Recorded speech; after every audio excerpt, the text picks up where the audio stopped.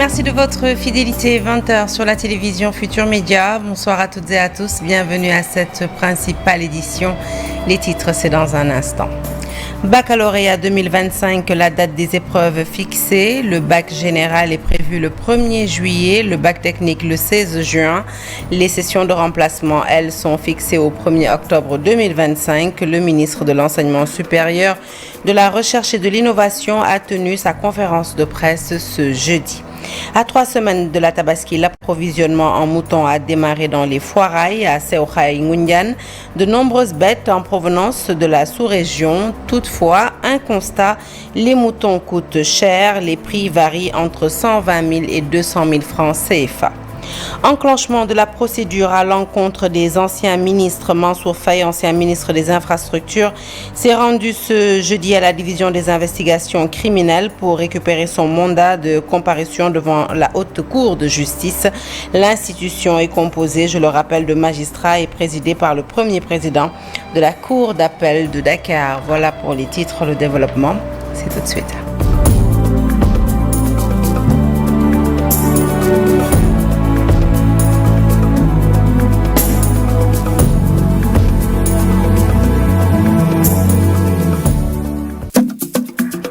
Bonsoir à toutes et à tous. Un journal que nous ouvrons tout de suite par l'éducation, et c'est pour vous dire que les dates du baccalauréat sont fixées.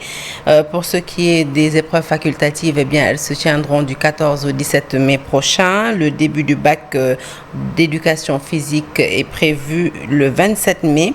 Le bac technique, lui, démarre le 16 juin. Le bac général le 1er juillet et les sessions de remplacement auront lieu le 1er octobre 2025. Alors que les épreuves du baccalauréat 2025 démarrent le 1er juillet prochain, plus de 166 000 candidats peuvent déjà s'inscrire sur la plateforme Campusen.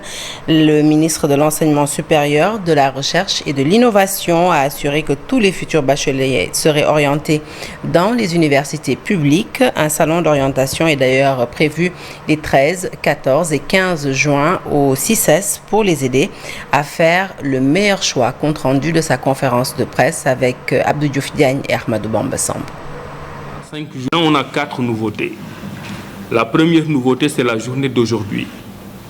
Nous sommes le 15 mai, à 45 jours du bac général qui va se dérouler le 1er juillet.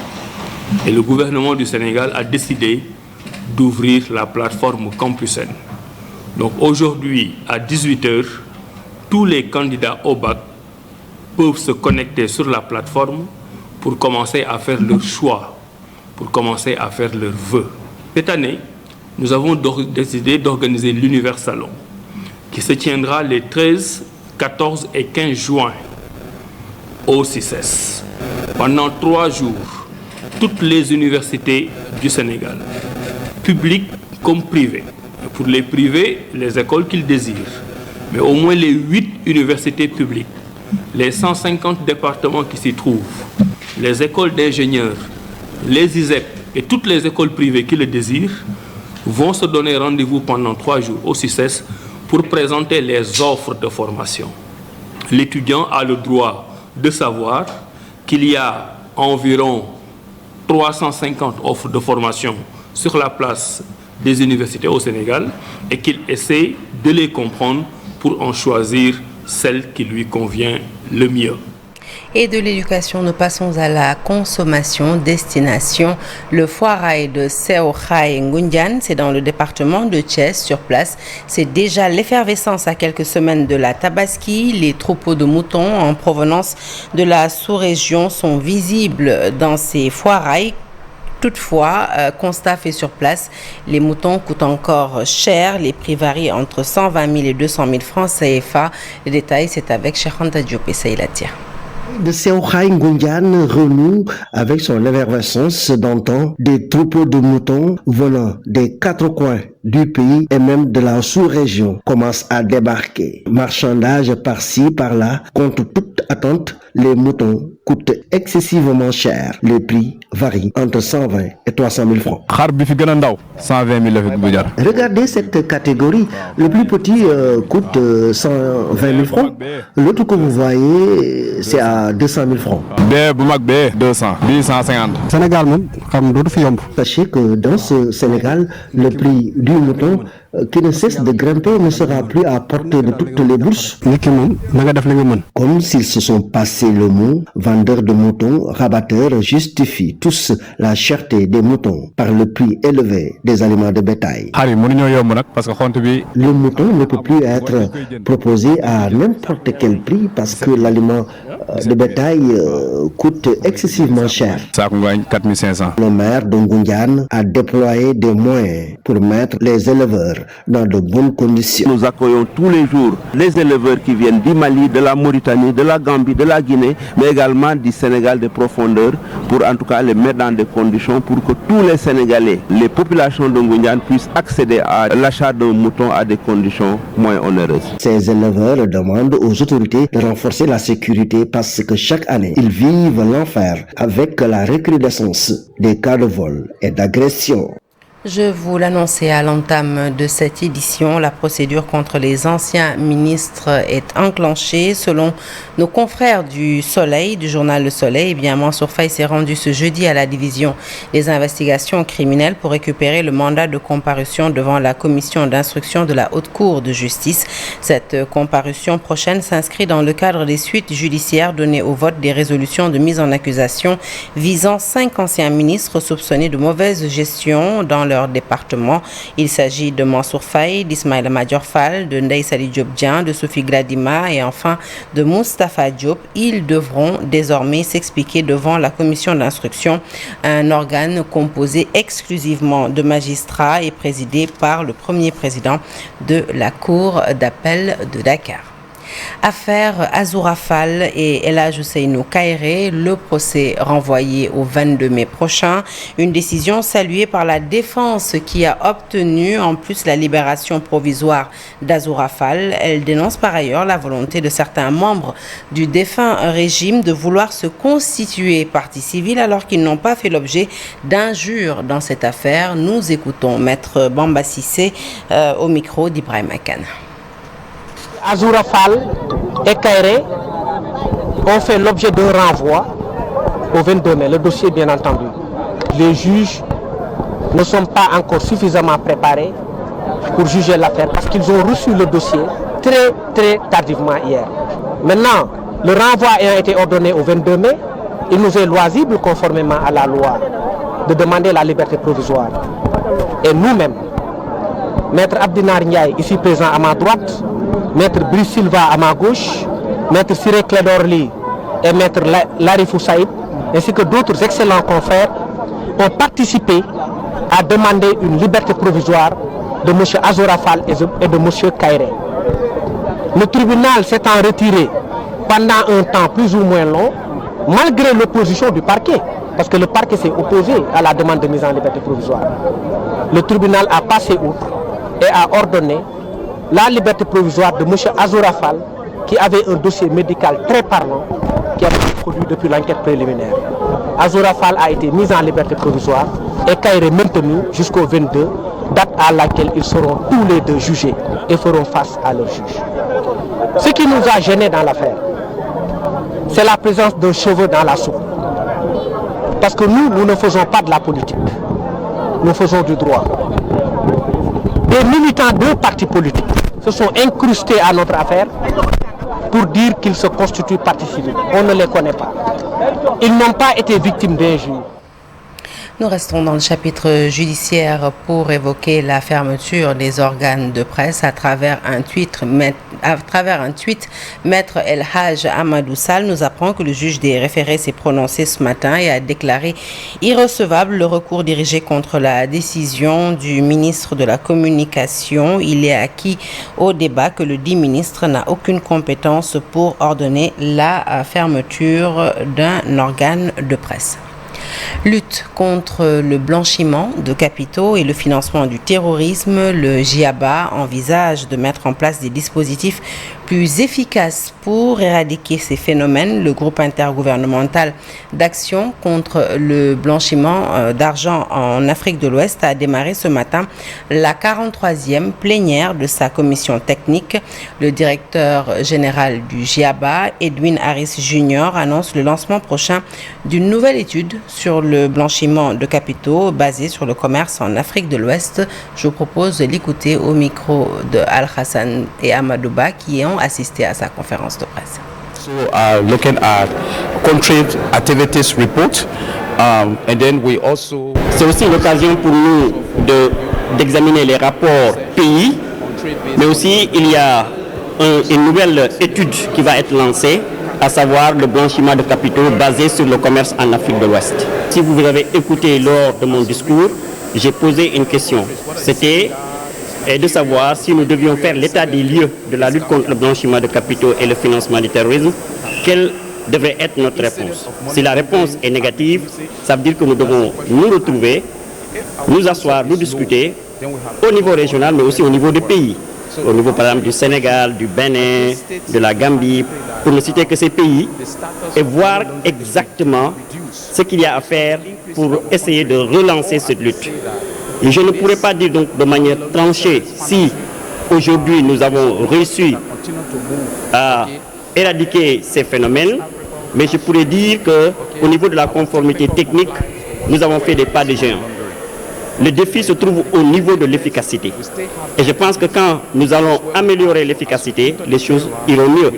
Et cela sera pris en compte dans le cadre du 3e cycle des évaluations mutuelles. Nous allons nous battre pour avoir des dispositifs qui sont efficaces. Not on a big basis, but on a gradual basis, the incident will be reduced. Et en marge de cette plénière du GIABA, la CENTIF, elle, s'est réjouie des suites données à ces différents rapports qui ont atterri au parquet. Selon son président, tel n'était pas le cas auparavant. Cheikh Ahmadou Bamba Sibi renseigne que pratiquement ces documents étaient classés sans suite. Selon lui, cela les encourage dans leur travail, dans leurs travaux plutôt. Il a tenu ses propos lors de la cérémonie d'ouverture de la 43e plénière du GIABA. Je vous propose de l'écouter toujours au micro de Al-Hassan Ba. Là, ça a été toujours fait depuis la création de la CENTIF, depuis 2004. Et voilà, depuis 2004, et ça a été, voilà, ce travail a été fait. Donc depuis 20 ans, il n'y a rien de nouveau à ce niveau-là. Donc ce qu'il y a de nouveau, c'est peut-être l'environnement politique qui fait en sorte que les rapports sont traités.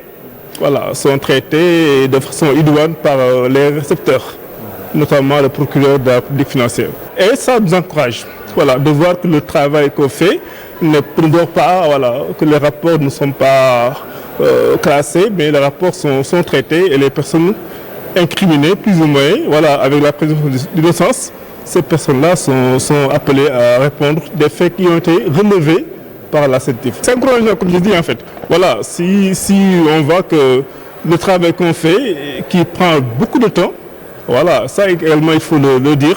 Le travail qu'on fait au niveau de la CENTIF n'est pas, voilà, c'est pas des enquêtes, voilà, je veux dire sommaires.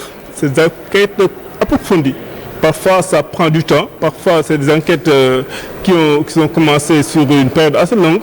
Il y a des enquêtes qui ont été entamées en 2021, même d'autres qui ont été entamées bien avant. Parlons de tout à fait autre chose à présent, l'accès au financement pour les entreprises qui évoluent dans le secteur extractif. Les acteurs du secteur, en collaboration avec les entreprises financières, ont organisé un atelier d'échange ce matin pour discuter justement de cette thématique. Pendant cette rencontre, les différentes parties prenantes ont réfléchi sur les solutions innovantes adaptées qui permettront au secteur des mines, mais aussi à celui des hydrocarbures, d'accéder facilement au financement. Mais aussi, ils ont également discuté des défis à relever afin d'atteindre les résultats escomptés. Compte rendu signé Fatima Touré. Comment faire pour aider les entreprises qui s'activent dans le secteur des mines et des hydrocarbures à accéder au financement? Tout le sens de cet atelier d'échange sur la structuration du financement du secteur extractif. Un secteur prometteur qui nécessite un accompagnement des institutions financières. Le secteur du oil and gas est un secteur qui regorge d'opportunités. avec des exigences, des spécificités en termes de financement.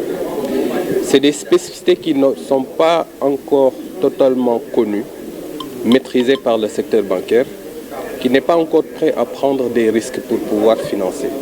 Donc l'objectif vraiment c'était de les sensibiliser par rapport aux opportunités qui sont dans le secteur, par rapport aux spécificités qui sont dans le secteur, pour pouvoir développer, adapter leurs mécanismes de financement aux orientations, mais également aux exigences spécifiques du secteur du oil and gas.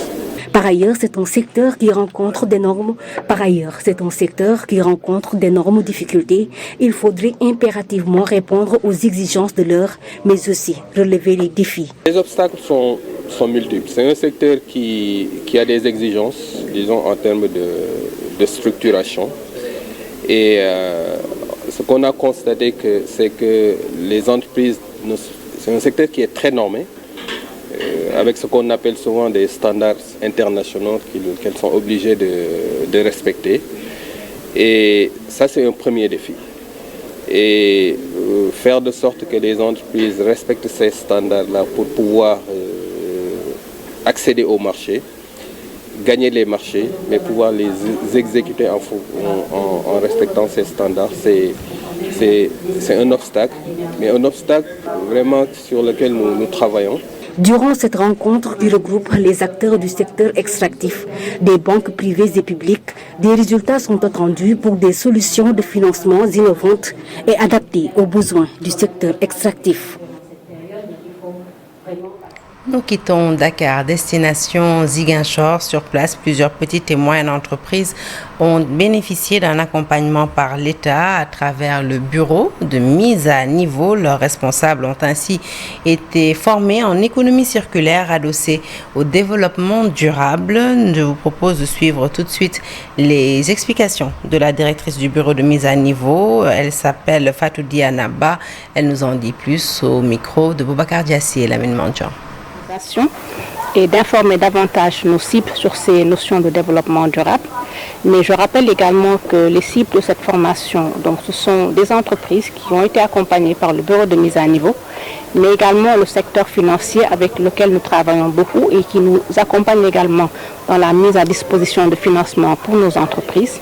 Et l'objet de ces formations, c'est vraiment de leur donner des outils pratiques. Donc c'est une formation qui est très pratique, qui va au-delà donc des informations sur les concepts de développement durable, notamment celle-ci qui va porter sur l'économie circulaire.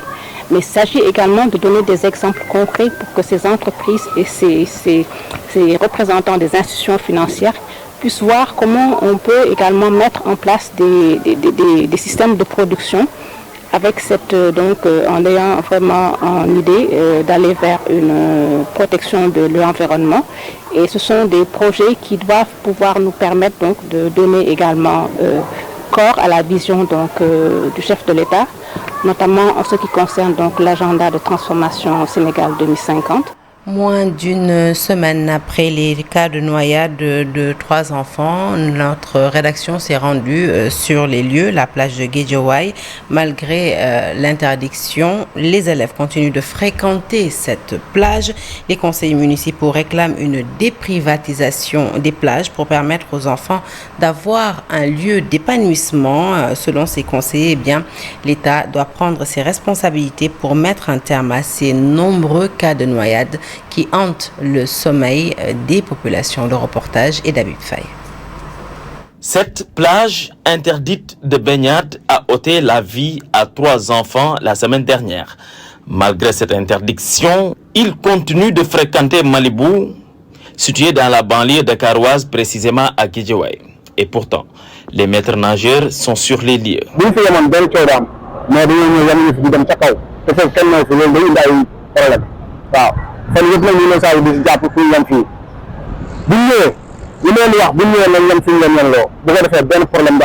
plage bi moom plage Malibu la doon na plage boo xam ne moom wóorul comme ni ñu ko waxee rek fii amul fenn foo xam ne baax na pour sangu mais bu ñu war tegalee maître nageur pour muy garder géej gi wala muy surveiller jar na bàyyi xel bu baax boo xoolee lu bëri heure bii élèves yi ñoo fiy fees bu ñu jàngul rek ñoom ci géej gi des fois bu ñu toogee ñu ne leen moytu leen géej gi mais man mii sax kuy romb di def nii mën a la moytu géej gi. Babacar Mbaye Ngraf est un agent municipal qui a longtemps alerté sur les dangers en mer. Cette fois-ci, il revient avec une proposition. Oui, nous avons toujours condamné, mais incriminé également les parents d'élèves à regarder cette marée humaine composée essentiellement d'enfants qui jouent avec la mer en se baignant dans ces zones interdites à la baignade par cette mortifère. On ne peut que s'inquiéter et s'indigner du silence des autorités. Je ne sais pas si c'est de l'indifférence ou de l'impuissance. En tout cas, tout le monde constate l'inaction des autorités. C'est la raison pour laquelle nous estimons qu'il urge de mettre en place un cadre inclusif qui pourrait regrouper les autorités politiques, les autorités administratives, les autorités coutumières, acteurs de développement, tout ce que la nation, la banlieue a de cher pour trouver les moyens de faire respecter l'interdiction de se baigner dans ces eaux. Selon lui, l'État doit agir au plus vite. L'État prenne en charge cette question pour mettre un terme à ces nombreux cas de noyades dans la banlieue qui commencent à hanter le sommeil de nos populations. Il estime également qu'il urge de privatiser les plages où on peut se baigner sans risque de se noyer pour permettre aux enfants de Gourgourlou de pouvoir effectivement bénéficier donc de la mer. On est confronté à un problème réel d'équipement, d'infrastructure, d'épanouissement qui pourrait permettre aux jeunes de pouvoir s'épanouir, excusez-moi la répétition, sans être dans le besoin de venir donc dans ces plages mortifères. Bientôt les grandes vacances, les plages vont enregistrer d'importants rushs. La surveillance doit être prise en compte et les parents doivent aussi veiller sur leurs enfants, dit-il. À présent, je vous invite à découvrir un établissement qui fête à peine ses 1 an d'existence et qui se distingue déjà pour ses performances remarquables. Il s'agit du LINAC de Sédhiou, le lycée Nation Armée pour la qualité et l'équité de Sédhiou, un établissement moderne de dernière génération, une construction exceptionnelle dotée d'un internat. Le LINAC de Sédhiou pour cette première année a reçu 235 élèves et pour ce premier semestre, tous sans exception ont eu les moyennes. L'encadrement, professeurs, élèves, syndicalistes, société civile et élèves ont salué ce modèle d'enseignement que nous présente tout de suite Bakary Conté. Les images sont signées Khali Djamé. L'INAC, lycée Nation Armée pour la qualité et l'équité de Sédhiou, a ouvert ses portes en novembre 2024, dirigé par le colonel Makoudou Gaï. Tout se passe très bien ici entre l'encadrement militaire et le corps professoral. Peut-être qu'au début, il y avait des appréhensions sur, n'est-ce pas, l'harmonie, sur la collaboration entre les deux parties qui appartiennent à des milieux différents. On collabore bien, chacun apporte, n'est-ce pas, sa touche, n'est-ce pas, de l'édifice. C'est cette attente-là qui a donc fait que aujourd'hui, on a enregistré d'excellents résultats donc, au niveau des élèves. Malik Cham, directeur des études, revient ici sur la composition des différents bâtiments. Le LINAC de Sédhiou déjà a une superficie de 8 hectares. Donc c'est une large étendue composée de plusieurs espaces. En commençant par l'espace pédagogique où il y a 2 grands bâtiments avec principalement 4 blocs. Nous avons aussi d'autres espaces pédagogiques comme par exemple la bibliothèque numérique et l'administration. Bon, il y a aussi le volet social avec le foyer socio-éducatif, le réfectoire et de l'autre côté aussi, nous trouvons donc des hébergements. Pour ce premier semestre, tous les élèves ont eu la moyenne. On y trouve beaucoup de 17, de 18 jusqu'à des moyennes de 19 et plus. Globalement, c'est satisfaisant. Et il y a donc beaucoup d'élèves qui sont parvenus à avoir des moyennes de 19. Par exemple, en classe de 6e, la meilleure moyenne est de 19,13. En classe de 5e, la meilleure moyenne est de 19,37 et en seconde, donc la meilleure est de 19,14. Aussi pour les moins de 18, pratiquement le nombre d'élèves ayant obtenu une moyenne de 18, je pense qu'on peut les évaluer à peu près à 80 élèves.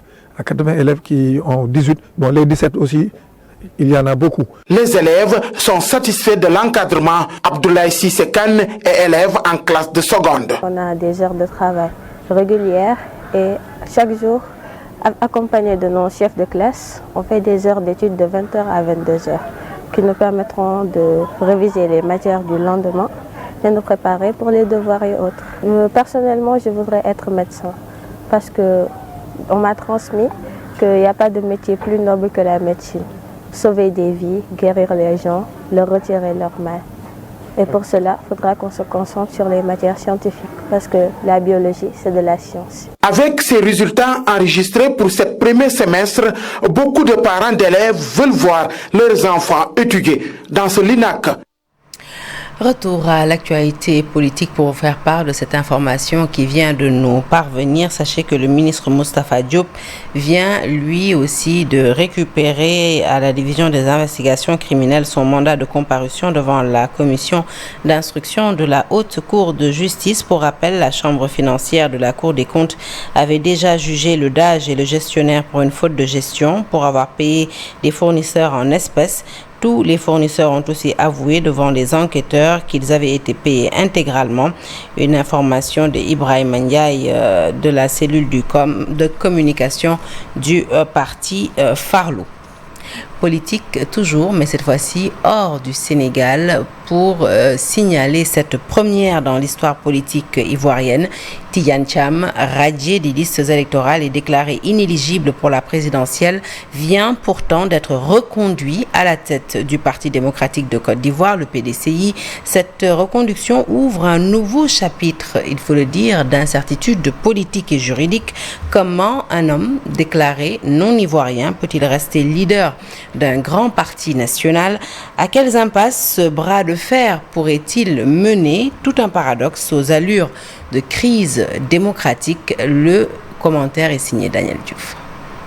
Tidiane Cham, reconduit à la tête du Parti démocratique de Côte d'Ivoire, alors même qu'il a été radié des listes électorales et sa candidature à la présidentielle rejetée, dit-on, pour défaut de nationalité ivoirienne avérée.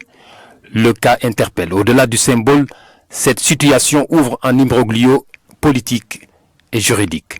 Comment un parti politique ivoirien peut-il confier sa direction à un homme dont la nationalité est officiellement contestée par les institutions de son propre pays? C'est là toute l'absurdité d'une scène politique ivoirienne, traversée par des conflits d'interprétation du droit, des appartenances et des ambitions. Ce paradoxe soulève deux réalités. D'abord, une défiance ouverte vis-à-vis des institutions électorales et judiciaires, considérées par certains comme instrumentalisées au service du pouvoir. Ensuite, une stratégie de résistance politique symbolique, où Tidiane Cham devient à la fois victime et porte-étendard d'une lutte contre ce que ses partisans qualifient de confiscation du jeu démocratique. Sur le plan juridique, cette situation crée un vide. Un parti d'opposition majeur est dirigé par un homme que la loi actuelle empêche de briguer toute fonction élective. Cela pourrait ouvrir la voie à des contentieux à répétition, fragiliser davantage la crédibilité des institutions et exacerber la défiance populaire. Sur le plan politique, cela risque d'enfermer le Parti démocratique de Côte d'Ivoire dans un rôle d'opposition radicalisé, davantage dans la posture de victime que dans la conquête réelle du pouvoir, au risque de fracturer encore plus le paysage politique ivoirien. Le cas Tidiane Cham illustre un malaise profond, la tension non résolue entre légitimité politique et légalité institutionnelle. Le risque est de voir la politique ivoirienne s'enfoncer dans des logiques d'affrontement symbolique où le débat d'idées laisse place aux batailles procédurières minant la démocratie de l'intérieur. Ce paradoxe n'est pas anodin. Il traduit les failles structurelles d'un système politique où le juridique devient une arme politique et où le politique s'accroche à des symboles pour masquer son impuissance face au verrouillage institutionnel. Il interpelle aussi sur l'urgence des réformes de fond pour restaurer un climat de confiance et clarifier les règles du jeu démocratique. En sport, football, la CAN U20 qui du Maroc ou de l'Égypte va rejoindre l'Afrique du Sud en finale de la CAN des U20. Eh bien, donc ce sera le Maroc. L'Afrique du Sud va croiser le fer avec le Maroc qui vient d'éliminer justement l'Égypte sur le score d'1-0. Les deux équipes, vous le savez, croisaient le fer tout à l'heure dans l'autre demi-finale. La sélection sud-africaine s'est qualifiée pour la finale après sa victoire face au Nigeria par 1-0 en début d'après-midi dans la ville égyptienne d'Ismaïlia. L'unique but de la rencontre avait été marqué par Tylan Christopher Smith à la 66e minute. En quart de finale, l'Afrique du Sud avait éliminé la RD Congo par 1-0 après prolongation, tandis que le Nigeria s'était qualifié aux dépens du Sénégal 3-1. Temps réglementaire et prolongation. Et voilà, c'est officiel. Ce sera donc un face-à-face entre l'Afrique du Sud et le Maroc qui vient donc d'éliminer l'Égypte sur le score d'1-0. Football toujours, mais cette fois-ci chez nous pour parler de la demi-finale Coupe du Sénégal. Builders FC crée la surprise. Le club pensionnaire de la 3e division a sorti l'ASC Jaraaf, actuel leader de la Ligue 1, à l'issue de la séance de tir au but 5-3.